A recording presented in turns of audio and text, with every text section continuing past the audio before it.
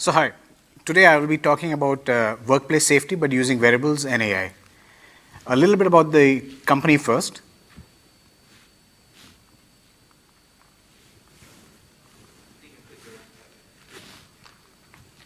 Sorry about that. Yeah, so a little bit about the company. So I was a partner at Ernst & Young, and my co-founder, Dr. Kamal, who's a PhD in industrial engineering, we set up this company about 12 months back, and we focus on ensuring safety but using wearable AI.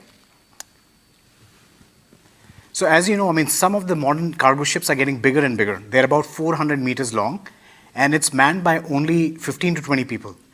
It's a very high-risk environment where accidents can happen. On an average, every year, there are some 25,000 ships which have incidents. So imagine for a moment that this was you. Suppose you're working in a confined space, you go down the ladder, you miss a step, and you fall and you're unconscious, and nobody gets to know. So the difference between life and death could be just a simple alert. So imagine if there was a solution which used the CCTV and the wearables that you have to automatically detect when a hazard or incident happened and alerted you at the right time. So this is what we do. So as you know, there is CCTV in ships already, but the problem is that you have to look at it manually to detect when things go wrong. So we've built a safety appliance which uses AI, which you can put on top of the CCTV, and it basically looks for certain things. As we know in COVID, PPE has become a household word. But in the maritime sector, wearing the safety jackets, wearing the helmets, this is really key. So the AI automatically detects if you're wearing the PPE or not and sends you a reminder. If somebody falls down, it can also detect that. Of course, there are places where there is no CCTV. So what do we do for that?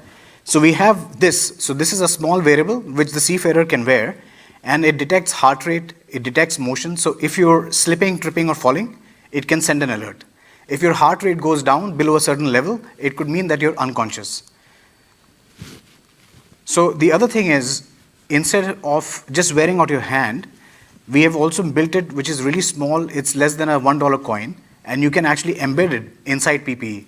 So if you have a life vest or a helmet, you can put it inside, and the alert can go out whenever something goes wrong. So how do you get started?